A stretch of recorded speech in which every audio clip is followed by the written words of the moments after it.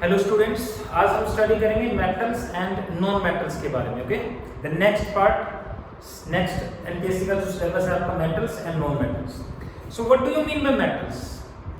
You know total 118 elements are there, okay, and all the 118 elements are classified into three types on the basis of nature, that is metals, non metals and metalloids. The elements which are good conductors of heat and electricity are the metals. The elements which are bad conductors of heat and electricity are the non metals, and the elements which are having properties of metals as well as non metals both, they are known as what? Metalloids. You know, metals are the good conductors of heat and electricity because they are having the free electrons. Non-metals are the bad conductors of heat and electricity because they are having no free electrons. Okay? और metalloids जो हैं उनमें दोनों की properties होती है. They can act as metals as well as non-metals. Okay?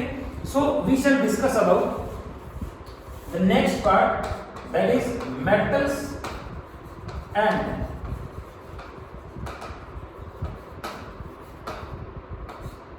non-metals. So we can say the elements are classified into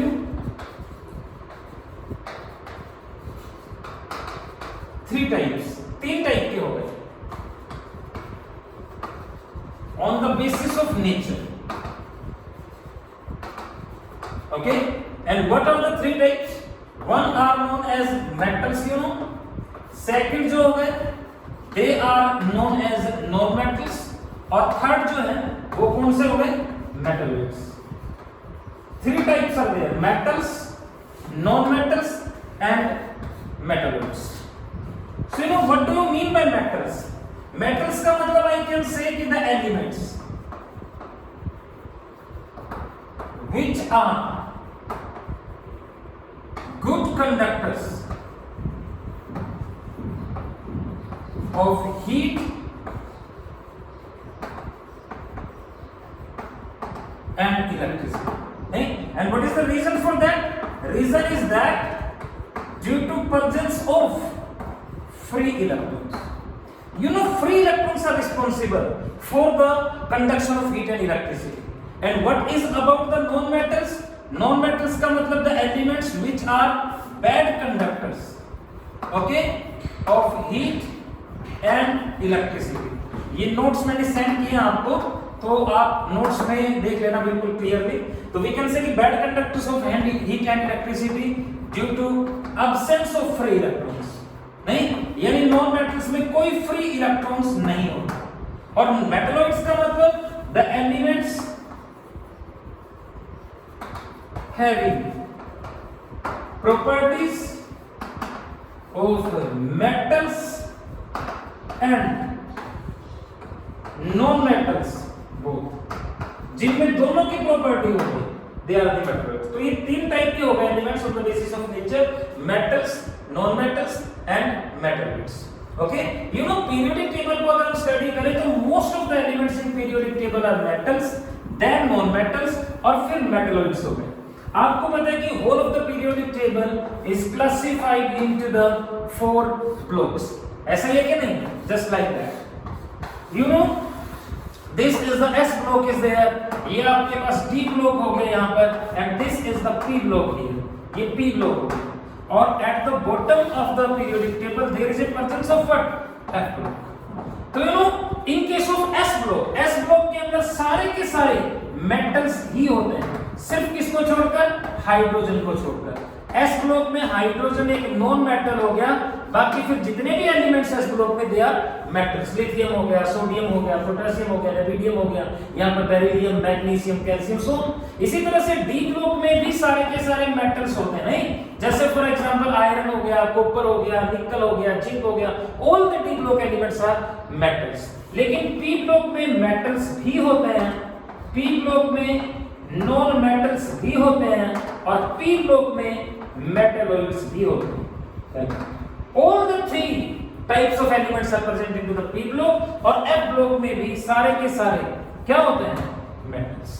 जैसे for example अगर हम पी ब्लॉक की बात करें तो पी ब्लॉक में टोटल 6 ग्रुप होते हैं कि नहीं, 13 हो गया, 15, 16, 17 एंड दिस इज द 18। तो 13th ग्रुप बोरोन फैमिली हो गई, यानी बोरोन, एल्यूमिनियम, गैलियम, इंडियम और थीरियम। यहां पर कार्बन, सिलिकॉन, जर्मेनियम, टिन और लेड। यहां पर नाइट्रोजन, फास्फोरस, आर्सेनिक, एंटीमनी और बिस्मुथ। यहाँ पर oxygen, sulphur, selenium, tellurium and this is the polonium.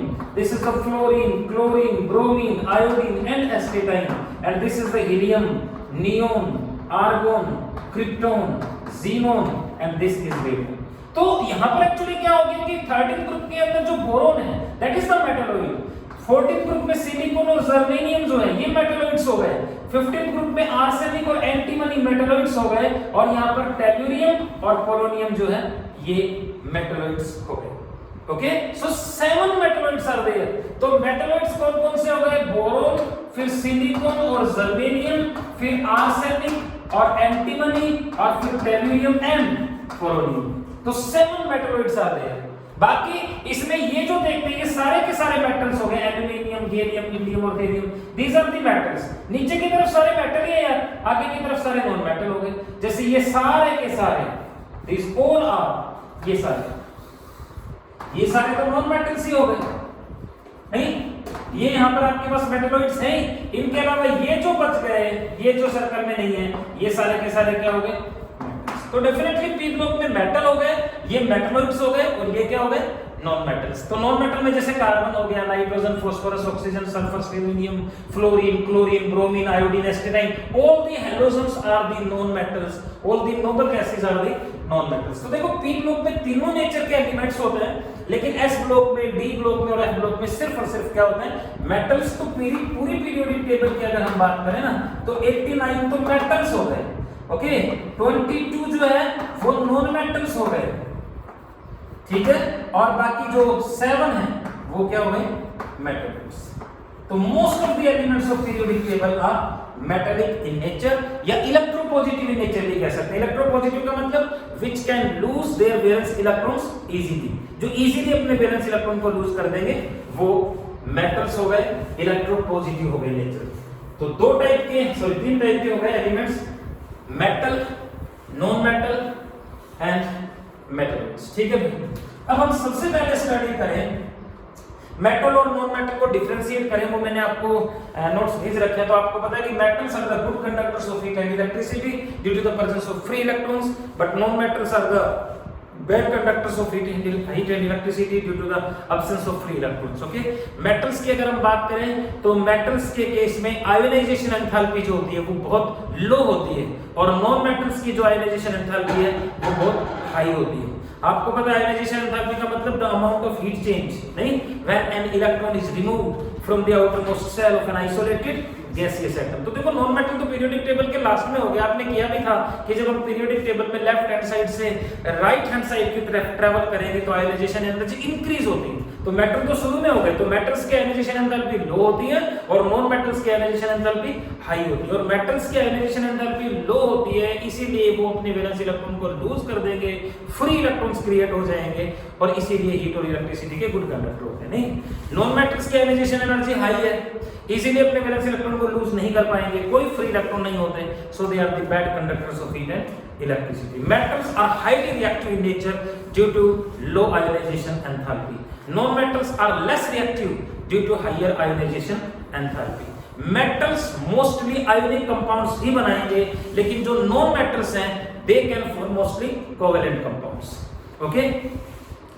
क्या नाम है, मेटल्स जो है they can mostly form ionic compounds but non metals mostly form covalent compound. Ionic compound भी बनाएंगे, हालांकि हैलोजन जो है वो मेटल के साथ कंबाइन करके किया था, अपने आयोनिक कंपाउंड्स बनाएंगे, जैसे NaCl हो गया, KCl हो गया। ओके, इसी तरह से जो मेटल्स होते हैं वो हार्ड होते हैं नेचर में due to strong metallic bonds, लेकिन जो नॉन मेटल्स होते हैं वो सॉफ्ट होते हैं due to presence of weak intermolecular forces of attractions.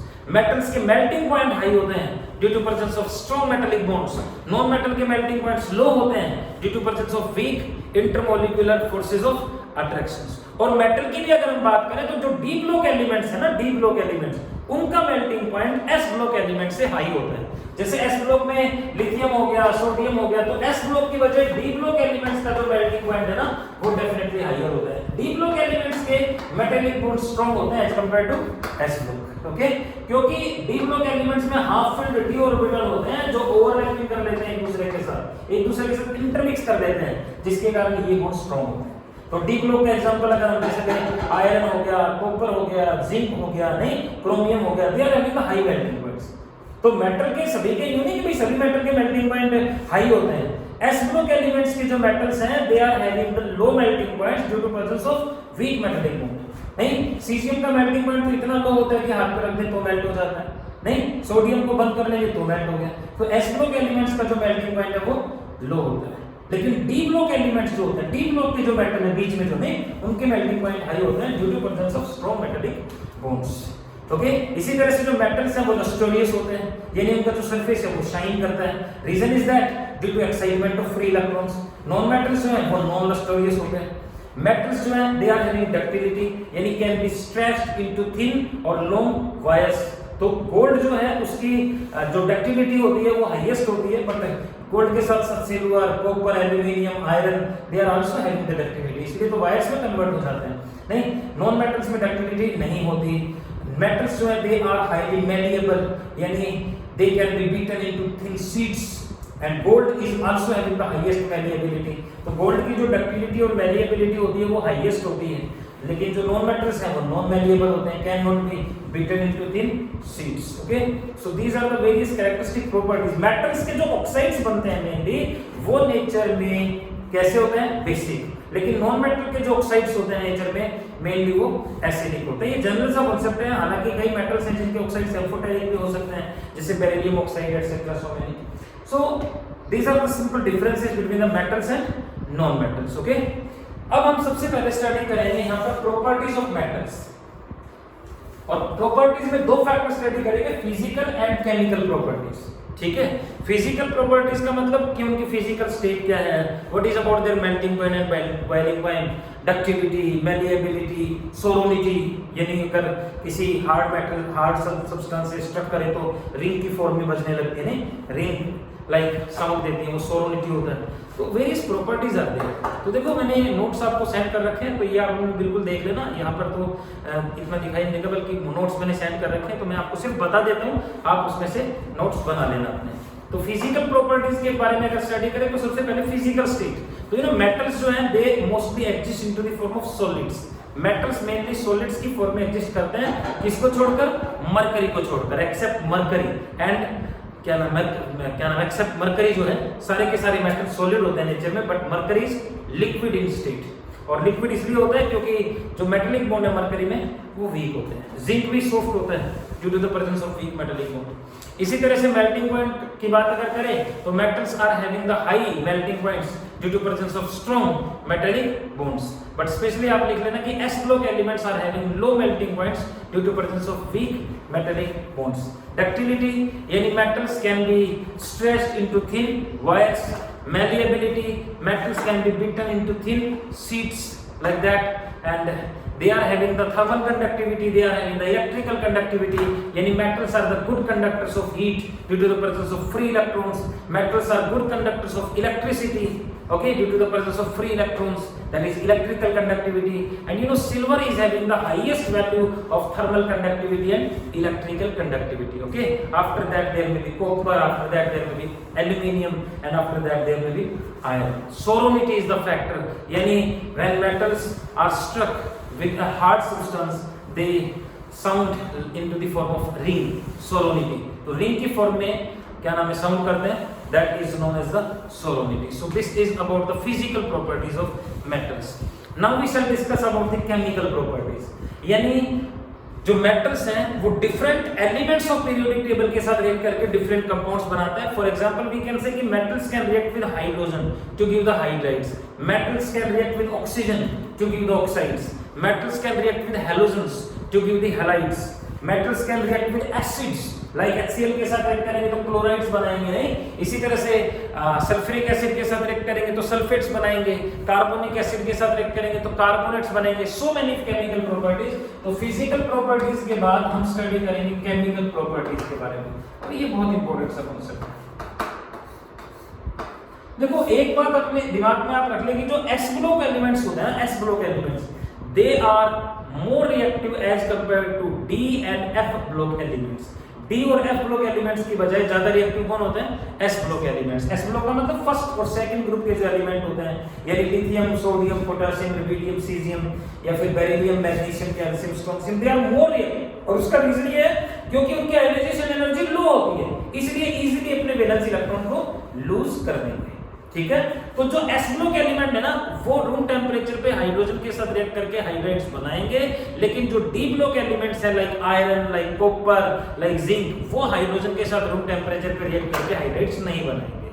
Another factor we can say oxides की अगर बात करें तो जो एस ब्लॉक एलिमेंट्स है like lithium, sodium, calcium, beryllium, वो ऑक्सीजन के साथ रूम टेम्परेचर पे रिएक्ट करके ऑक्साइड्स बनाएंगे, लेकिन D block elements room temperature पे ऑक्सीजन के साथ रिएक्ट नहीं करते। ठीक है, very very high temperature is required. इसी तरह से वाटर के साथ एस ब्लॉक एलिमेंट रिएक्ट करके हाइड्रोक्साइड्स बनाएंगे, लेकिन डी ब्लॉक एलिमेंट्स नहीं बनाएंगे। So one by one study करेंगे हम। आई कैन स्पेशली राइट कि the metals react with hydrogen, oxygen, halogens, acids, water to give various compounds. Like hydrogen के साथ रिएक्ट करेंगे तो क्या बनेंगे? हाइड्राइड्स। ऑक्सीजन के साथ रिएक्ट करेंगे तो क्या बनेंगे? ऑक्साइड्स। हेलोजेंस के साथ रिएक्ट करेंगे तो क्या बनेंगे? हैलाइड्स। वाटर के साथ रिएक्ट करेंगे तो क्या बनेंगे? Hydroxides, etcetera. So many are there. So first of all we shall discuss about hydrides. Hydrides का मतलब होता है compounds along with hydrogen. We can say S block के जो मेटल्स होते हैं, एस ब्लॉक मेटल्स,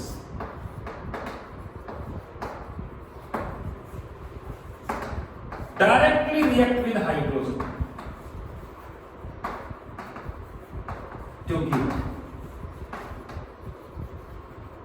हाइड्राइड्स। जैसे एल्कली मेटल्स की हम बात करें, एल्कली मेटल का मतलब फर्स्ट ग्रुप के जो एलिमेंट्स हैं, एल्कली मेटल्स जो हो गए फर्स्ट ग्रुप, और नेक्स्ट एल्केलाइन अर्थ मेटल्स यानी सेकंड ग्रुप के जो एलिमेंट्स हो गए। और मैंने आपको रीजन भी बताया था कि फर्स्ट ग्रुप के जो एलिमेंट्स हैं उनको एल्कली मेटल्स इसलिए कहेंगे क्योंकि वाटर के साथ रिएक्ट करके ये एल्कलीज बनाते हैं, और ये भी वाटर के साथ रिएक्ट करके एल्कलीज बनाते हैं। ओके, लेकिन ये एलिमेंट अर्थ क्रस्ट में भी बहुत ज्यादा अमाउंट में प्रेजेंट होते हैं, इसलिए इनको एल्कलाइन अर्थ मेटल्स कहेंगे। तो एल्कली मेटल का मतलब आपके पास लिथियम हो गया, नहीं? Sodium, potassium, rubidium and it is the caesium. Francium तो रेडियो एक्टिव है तो स्टडी नहीं करेंगे। एल्केलाइन अर्थ मेटल की बात करें तो beryllium, magnesium, calcium, strontium and this is the beryllium. आपको पता है कि एल्कली मेटल की वैलेंसी 1 हो गई, और वैलेंसी 1 है तो एक ही हाइड्रोजन कंबाइन करेगा, इनकी वैलेंसी 2 होती है तो 2 हाइड्रोजन कंबाइन करेंगे। अब जैसे लिथियम जो है solid that will react with H2 gas, लेकिन लिथियम की वैलेंसी तो 1 है, तो क्या फार्मूला बनेगा? LiH, और 2 हाइड्रोजन है तो ये 2 मोल कर दो, लिथियम हाइड्राइड बन गए। This compound is known as lithium hydride. इसी तरह से सोडियम भी यही बनाएगा, यानी सोडियम रिएक्ट करके क्या बनाएगा? NaH, sodium hydride, potassium hydride, rubidium hydride, okay, और सीजियम हाइड्राइड। ये डिफरेंट हाइड्राइड्स बन गए एस ब्लॉक एलिमेंट के। इसी तरह से बेरिलियम जो है that can also react with H2, और H2 गैस के साथ रिएक्ट करके BeH2 बनाएगा, just like that. Magnesium can also react with H2, और मैग्नीशियम H2 गैस के साथ रिएक्ट करके MgH2 बनाएगा, just like that. Beryllium hydride, magnesium hydride is there. इसी तरह से कैल्शियम भी हाइड्रोजन के साथ रिएक्ट करके क्या बनाएगा? कैल्शियम हाइड्राइड, CaH2 सॉल्यूट है।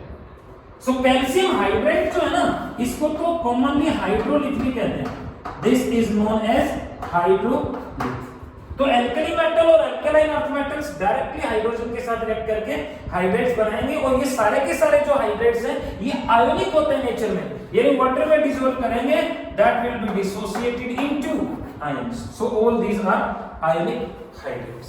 ठीक है, तो s ब्लॉक एलिमेंट्स जो है they can react with hydrogen to give the hydrates.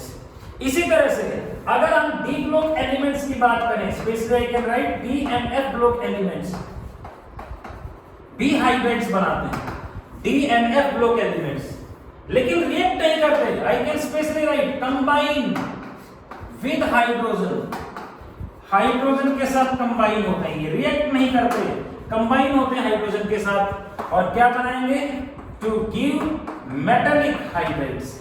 यानी डी ब्लॉक एलिमेंट्स और एफ ब्लॉक एलिमेंट्स के जो हाइड्रेट्स हैं they are specially known as metallic hydrates और इनको इंटरस्टिशियल हाइड्रेट्स भी कहेंगे, they are also known as interstitial hydrates.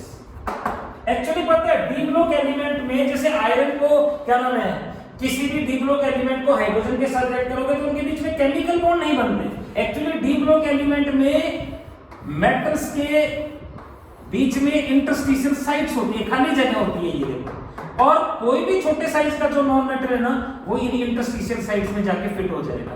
तो ट्रांजिशन एलिमेंट मतलब डी ब्लॉक एलिमेंट के ऊपर जब हाइड्रोजन गैस को पास करेंगे तो हाइड्रोजन गैस के जो मॉलिक्यूल है ना they get fitted in these interstitial sites, ये खाली जगह हो गई, और जो खाली जगह यहाँ पर बीच में है एटम्स के बीच में they are known as the interstitial sites. तो जो हाइड्रोजन के मॉलिक्यूल्स हैं वो इंटरस्टिशियल साइड में फिट हो गए। यानी किसी भी ट्रांजिशन एलिमेंट के केस में जिंक और हाइड्रोजन के बीच में कोई केमिकल बॉन्ड नहीं बनेगा, लेकिन हाइड्रोजन के जो मॉलिक्यूल है वो जिंक के एटम के बीच में जाके फिट हो जाएंगे। ठीक है ना, तो ये पहले भी मेटल थे, बाद में भी मेटल है, इनकी प्रॉपर्टीज में कोई चेंज हुआ नहीं क्योंकि इनके इलेक्ट्रॉन्स रिएक्शन में पार्टिसिपेट नहीं करते। तो ये पहले भी मेटल थे और हाइड्रोजन के साथ कंबाइन करेंगे उसके बाद भी मेटल ही रहेंगे, तो इसलिए इनको क्या बोलेंगे, मेटालिक हाइड्रेट्स। यहाँ पर जो हाइड्रोजन है वो इंटरस्टिशियल एम्प्टी साइट्स में क्रिएट होता है, एम्प्टी साइट्स में स्टोर होता है हाइड्रोजन, इसलिए हम इनको इंटरस्टिशियल हाइड्रेट्स भी कहते हैं।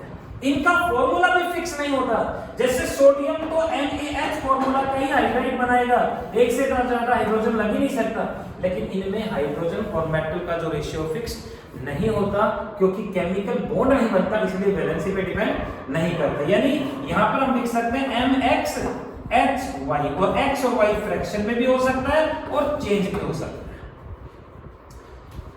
ठीक है भाई, इसी तरह से for example let us consider periodic table में डी ब्लॉक जो है, डी ब्लॉक में टोटल जो ग्रुप्स है वो होते हैं थर्ड ग्रुप से और 10 ग्रुप तक। नहीं, पहले दो ग्रुप एस ब्लॉक में हो गए, बाकी के क्या नाम है 3 से 12 नहीं, और फिर 13 से जो 18 ग्रुप है वो बी ब्लॉक में हो गए। ये 10 ग्रुप जो है ये डी ब्लॉक में, और डी ब्लॉक में 7, 8 और 9 जो 3 ग्रुप है ना बीच में, ये हाइड्राइड्स नहीं बनाते, डू नॉट फॉर्म हाइड्राइड्स। बताओ कौन कौन से ग्रुप्स के जो एलिमेंट है डी ब्लॉक में वो हाइड्राइड नहीं बनाते, 7, 8 और 9। 7 का मतलब मैग्नीज का ग्रुप हो गया ये, ओके, ये आयरन का ग्रुप हो गया, और यहाँ पर ये कोबाल्ट का ग्रुप हो गया, और इस गैप को हाइड्राइड गैप बोलेंगे। This is known as what, hydride gap. तो कौन कौन से ग्रुप्स हैं डी ग्रुप में जो हाइड्राइड नहीं बनाते, 7, 8 एंड 9। ठीक है ना, एलिमेंट हो गए मैग्नीज, आयरन एंड कोबाल्ट। ठीक है बेटा, तो देखो हाइड्राइड्स जो है ना वो दो टाइप के किए हमने, एक तो आयोनिक हाइड्राइड्स और एक मेटालिक हाइड्राइड्स। मतलब एस ब्लॉक एलिमेंट्स जो है वो आयोनिक हाइड्राइड्स बनाएंगे, और D and F block elements जो हैं वो कौन से हाइड्राइड बनाएंगे, मेटालिक हाइड्राइड्स। इसी तरह से ऑक्सीजन की बात करें, और ऑक्सीजन के साथ रिएक्ट करके ऑक्साइड्स बनाएंगे कि नहीं, तो we can say specially S block elements, S block metals react with oxygen to give oxides. D and F block elements room temperature पे ऑक्सीजन के साथ रिएक्ट नहीं करते, इसलिए वो ऑक्साइड्स नहीं बनाएंगे। एल्यूमिनियम भी ऑक्सीजन के साथ रिएक्ट नहीं करेगा, लेकिन ऑक्साइड्स तो बना सकते हैं वो, और उनके जो ऑक्साइड्स हैं वो क्या हाइड्रोक्साइड से बनेंगे। एल्यूमिनियम का ऑक्सीजन के साथ कोई डायरेक्ट रिएक्शन नहीं, आयरन का ऑक्सीजन के साथ कोई डायरेक्ट रिएक्शन नहीं, लेकिन उनके जो हाइड्रोक्साइड्स है ना उनको हीट करेंगे तो फिर वो ऑक्साइड्स बनाएंगे, वो कहते हैं। ऑक्सीजन के साथ डायरेक्टली सिर्फ और सिर्फ कौन से ब्लॉक के मेटल रिएक्ट करेंगे? एस ग्रुप के, ठीक है।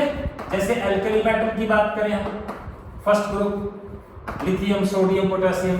इसी तरह से एल्केलाइन अर्थ मेटल्स की बात करें हम,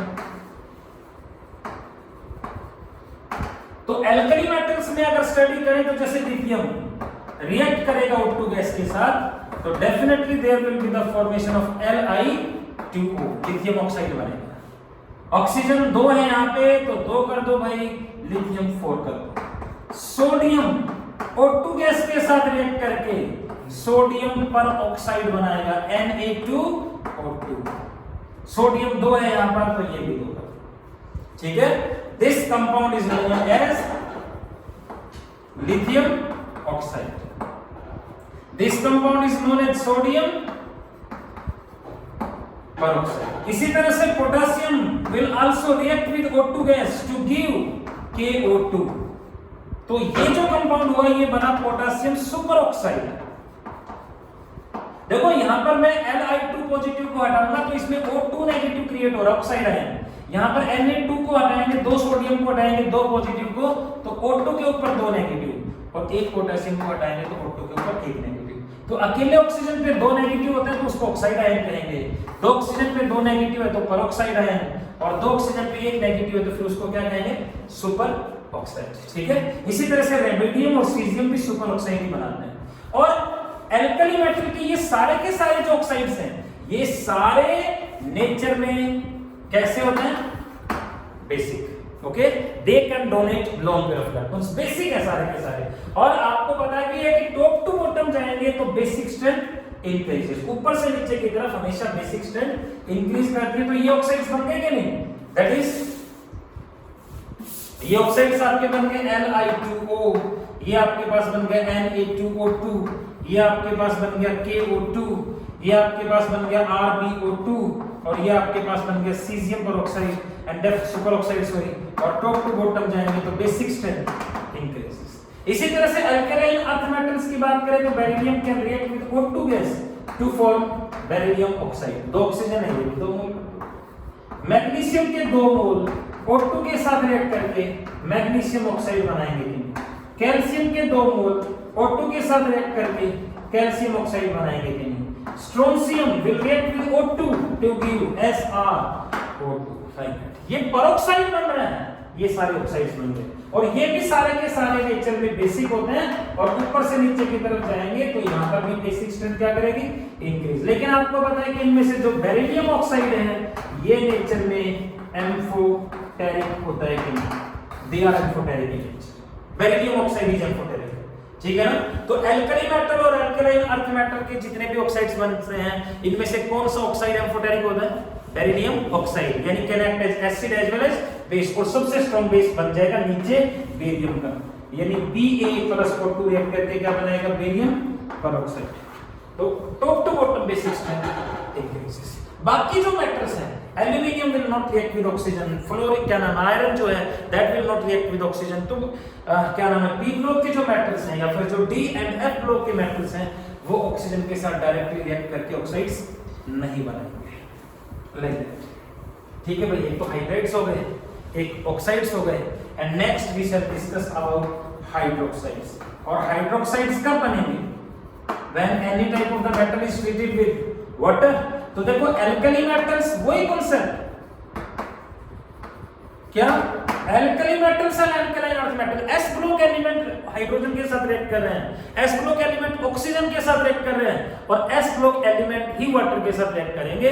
D and F block elements या जो पी ब्लॉक के जो मेटल्स हैं वो cold water as well as hot water के साथ रिएक्ट नहीं करते। स्टीम के साथ तो करते कुछ, लेकिन वाटर के साथ रिएक्ट नहीं करते। तो एल्कली मेटल की बात करें तो जैसे लिथियम है, और लिथियम वाटर के साथ रिएक्ट करके क्या बनाएगा? Li। अब लिथियम की वैलेंसी 1 है ना तो एक ही OH लगेगा, lithium hydroxide, and H2 gas will be released, okay. And definitely you can take 2 moles of lithium, 2 moles of this, और हाइड्रोजन भी ये बैलेंस है। लिथियम हाइड्रोक्साइड सोडियम रिएक्ट करके क्या बनाएगा? Sodium hydroxide. पोटेशियम रिएक्ट करके क्या बनाएगा? पोटेशियम हाइड्रोक्साइड, रेडियम हाइड्रोक्साइड और ये सीजियम हाइड्रोक्साइड। और इनके ऑक्साइड्स बेसिक में है, बेसिक है नेचर में, तो ये भी सारे बेसिक हो गए नेचर में। और ऊपर से नीचे की तरफ इनकी बेसिक स्ट्रेंथ क्या करेगी? इंक्रीज। तो बताओ इनमें से सबसे वीक बेस कौन होगा? Lithium hydroxide. और सबसे स्ट्रॉन्ग सीजियम हाइड्रोक्साइड। इसी तरह से अल्कलाइन अर्थ मेटल में बेरिलियम की बात करें तो बेरिलियम वाटर के साथ रिएक्ट नहीं करता। क्वेश्चन में भी देख, कौन सा अल्कलाइन अर्थ मेटल है जो वाटर के साथ रिएक्ट नहीं करता? बेरिलियम। इसलिए इसको अल्कलाइन अर्थ मेटल नहीं कहेंगे, ये अल्कलीज ही तो है। वो बेस जो वाटर में सॉल्युबल है उनको क्या कहेंगे? अल्कलीज। तो ये मेटल्स वाटर के साथ रिएक्ट करके अल्कलीज बना रहे हैं, इसलिए इनको क्या कहेंगे? Alkali metals. ठीक है। इसी तरह से मैग्नीशियम रिएक्ट करेगा। अब इनकी वैलेंसी तो 2 होती है, तो OH 2 लगेगा, मैग्नीशियम हाइड्रोक्साइड प्लस H2। इसी तरह से for example calcium will react with 2H2O, there will be the formation of calcium hydroxide and H2 gas. You know calcium hydroxide is known as slake lime. तो ये भी सारे basic हो गए, और इनमें भी ऊपर से नीचे की तरफ जाएंगे तो definitely basic strength gets increased. Beryllium hydroxide बनेगा कैसे? बेरिलियम ऑक्साइड को अगर वाटर के साथ रिएक्ट करेंगे, बेरिलियम ऑक्साइड को, तो बनेगा बेरिलियम। और देखो ऑक्साइड अगर एम्फोटेरिक होता है ना, तो हाइड्रोक्साइड भी एम्फोटेरिक होगा। ठीक है। किसी मेटल की ऑक्साइड की जो नेचर होती है वही नेचर उसके हाइड्रोक्साइड की होती है। ठीक है। ऑक्साइड और हाइड्रोक्साइड दोनों की नेचर सेम होगी। अगर किसी एलिमेंट का ऑक्साइड एसिडिक है तो फिर उसका हाइड्रोक्साइड भी एसिडिक ही बनेगा। बेसिक है तो बेसिक ही बनेगा। So alkali metals and alkaline earth metals react with water to give the hydroxides. लेकिन जैसे एल्यूमिनियम है तो एल्यूमिनियम वाटर के साथ रिएक्ट नहीं करता, लेकिन एल्यूमिनियम जो है that can react with steam, यानी water vapours at very very high pressure. Okay. इसी तरह से iron can also react with steam, zinc can also react with steam, और ये स्टीम के साथ रिएक्ट करके हाइड्रोक्साइड्स नहीं बनाएंगे बल्कि ऑक्साइड्स बनाएंगे। एल्यूमिनियम स्टीम के साथ रिएक्ट करेंगे तो बनेगा Al2O3 and H2 gas will be released. ये इंपॉर्टेंट मेथड्स होते हैं हाइड्रोजन गैस को ऑब्टेन करने के। आयरन को स्टीम के साथ रिएक्ट करेंगे तो बनेगा Fe3O4, that is known as magnetite, plus H2 gas will be released. इसी तरह से जिंक को रिएक्ट करेंगे तो जिंक ऑक्साइड बनेगा and H2 gas will be released. You can balance it. Aluminium 2 है तो 2 कर दो, ऑक्सीजन 3 है तो 3H2 and 3H2 gas will be released. Fe3O4 है 3 मोल कर दो, हाइड ऑक्सीजन 4 हो गए तो 4 and 4H2 gas magnet and it's balanced. So aluminium, iron, zinc will react with steam not water, और स्टीम के साथ रिएक्ट करके डेफिनेटली ऑक्साइड्स बना सकते हैं। ठीक है भाई। तो हाइड्रोक्साइड्स बना सकते हैं, ऑक्साइड्स बना सकते हैं, और ये वाटर के साथ रिएक्ट करके फिर हाइड्रोक्साइड्स बना सकते हैं। तो ऑक्साइड्स हाइड्राइड्स को क्या नाम है? हाइड्राइड्स हो गए। Another we can say कि S block elements can also react with halogen. D block element और F block element फिर डायरेक्टली हाइड्रोजन के साथ रिएक्ट नहीं करते। एल्कली मेटल्स हैलोजन के साथ रिएक्ट करके हैलाइड्स बनाएंगे। यानी sodium can react with Cl2 gas के साथ, और एल्कली मेटल और एल्कलाइन अर्थ मेटल इसलिए रिएक्ट कर रहे हैं यार क्योंकि उनकी आयोनाइजेशन एनर्जी लो होती है, इजीली अपने वैलेंस इलेक्ट्रॉन को लूज कर देते हैं। Alkali metals and alkaline earth metals are highly reactive in nature due to their low ionisation energy, इसीलिए ये हाइड्रोजन के साथ रिएक्ट कर रहे हैं, ऑक्सीजन के साथ रिएक्ट कर रहे हैं, वाटर के साथ। 2 moles of sodium will react with Cl2 to give NaCl solid। इसी तरह से सारे बनेंगे। लिथियम भी रिएक्ट करेगा तो डेफिनेटली लिथियम क्लोराइड बनेगा, सोडियम क्लोराइड बनेगा, पोटेशियम क्लोराइड बनेगा, रेडियम क्लोराइड बनेगा, सीजियम क्लोराइड बनेगा एंड सो डायरेक्ट रिएक्ट करेंगे। यानी मैं जनरल रिएक्शन लिख दूं, ये जनरल, M का मतलब लिथियम, सोडियम, पोटेशियम कुछ भी हो गया, और X2 चारों में से कोई भी हैलोजन, X2 का मतलब फ्लोरीन भी हो सकता है, क्लोरीन भी हो सकता है, Br2 भी हो सकता है, I2। तो किसी भी हैलोजन के साथ रिएक्ट करके MX फार्मूला के हैलाइड्स बनाएंगे कि नहीं। एल्कलाइन अर्थ मेटल्स की वैलेंसी 2 होती है, तो magnesium can react with Cl2 gas to give MgCl2 magnesium chloride. नहीं, कैल्शियम क्लोराइड बन जाएगा CaCl2, स्ट्रोंशियम क्लोराइड बन जाएगा BaCl2 बन जाएगा। तो एल्कली मेटल्स और alkaline earth metals directly halogens के साथ रिएक्ट करके क्या बनाएंगे, हाइड्राइड्स, लेकिन D and F block elements directly react करके हैलोजेंस क्या नाम, हैलाइड्स नहीं बनाएंगे। ठीक है भाई। इसी तरह से metals can also react with acids, HCl, H2SO4, HNO3, वो नेक्स्ट लेक्चर में स्टडी करेंगे about the reactions of metals with acids। ठीक है, थैंक यू।